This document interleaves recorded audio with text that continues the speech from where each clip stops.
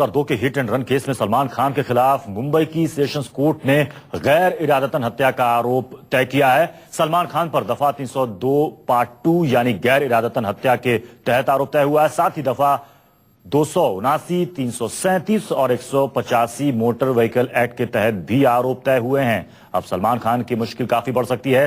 Session court ने सलमान को साफ कर दिया है कि जब भी कोर्ट बुलाएगी सलमान खान को आना पड़ेगा।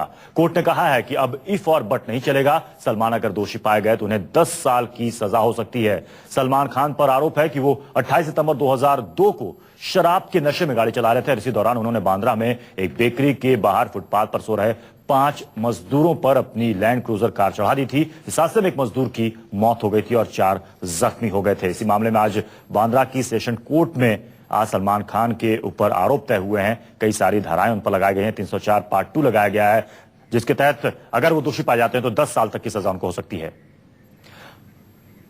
हमारे साथ दीपक दुबे हमारे संवाददाता इस वक्त सीधे मुंबई से जुड़ रहे हैं। दीपक, जो धाराएं सलमान खान के खिलाफ लगाई गई हैं, अगर इन धाराओं के तहत खासकर 304 पार्ट 2 के तहत अगर वो इसमें दोषी पाए जाते हैं तो सीधे 10 साल की सजा उनको होगी, क्या उनके वकील कह रहे हैं?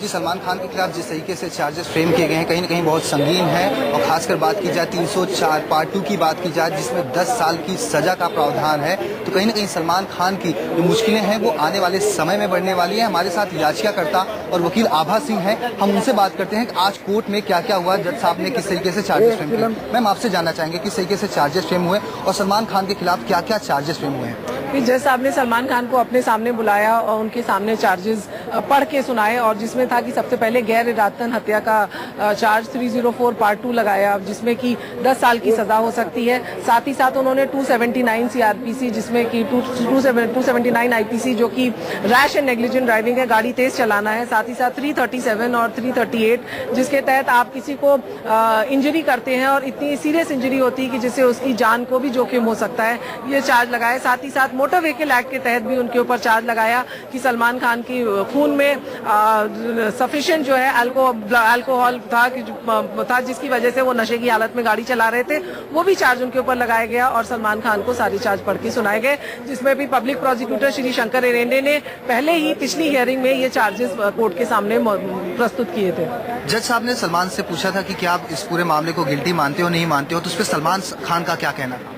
सलमान ने अपने को गिल्टी नहीं माना है और अब ये जो मुकदमा है ये अब ट्रायल चलेगा इसका, और ये जो चार्जेस अब सलमान के जो वकील हैं वो इन सब चार्जेस के खिलाफ सबूत प्रस्तुत करेंगे और कोशिश करेंगे कि सलमान खान इस चार्ज से बरी हो जाए।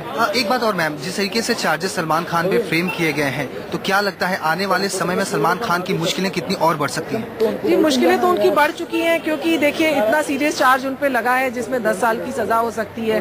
और रविंद्र पाटिल का जो स्टेटमेंट है जो कि 164 सीआरपीसी के तहत है, वो भी कोर्ट में चलेगा, और बाकी विटनेस भी जो है उनको दोबारा लाया जाएगा। तो इस तरह से सलमान खान का ये केस, और अभी तक इतने दिन तक मैजिस्ट्रेट कोर्ट में मुंबई पुलिस ने जिस तरह से इसको डिले किया हुआ था, लेकिन अब सेशंस कोर्ट में चूंकि इतना मीडिया ट्रायल है, ये एक कंट्री के सामने केस आके खड़ा हो गया है कि कैसे 10 साल कोई केस चल सकता है, और इस तरह से अब जो है मुश्किलें उनकी बढ़ेंगी। किस तरीके से जो एविडेंस है, जो रविंद्र पाटिल जो कांस्टेबल था, आखिरकार उनकी मृत्यु हो चुकी है, तो अब किस तरीके से साक्ष्य जो है फिर से एक बार रखे जाएंगे, और क्या लगता है आपको कितना समय और लग सकता है, क्योंकि 11 साल का समय लग चुका है, तो क्या लगता है अब जिस तरीके से culpable homicide not amounting to murder का चार्ज 304 पार्ट 2 का चार्ज उन पे लगा है, तो अब कितना और समय लग सकता है इस पूरे फैसले को आने में? देखिए 10 साल जो लगा उस वक्त, देखिए 10 साल में चार्जेस नहीं फ्रेम हुए, लेकिन सेशंस कोर्ट में ये मामला आया है दिसंबर में, और आज 7 महीने में चार्जेस फ्रेम हो गए। तो अभी तो कानून प्रक्रिया जो है बहुत तेजी से चल रही है, बहुत सही ढंग से चल रही है।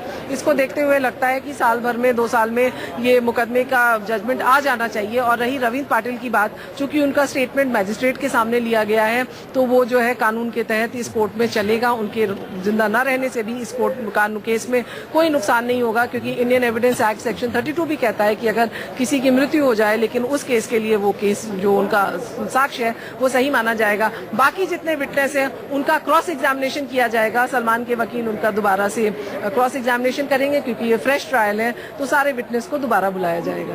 तो ये थी आभा सिंह, आपने सुना जिस तरीके से बता रही हैं कि आने वाले समय में सलमान खान की मुश्किलें बढ़ने वाली हैं। एक बार फिर से जो भी साक्ष्य पहले रखे गए थे वो रखे जाएंगे। जो मृत कांस्टेबल रवीन पाटिल हैं, जो उन्होंने जो बयान दिया था उसके आधार पे वही बयान को एक बार फिर से सेशन कोर्ट में रखा जाएगा।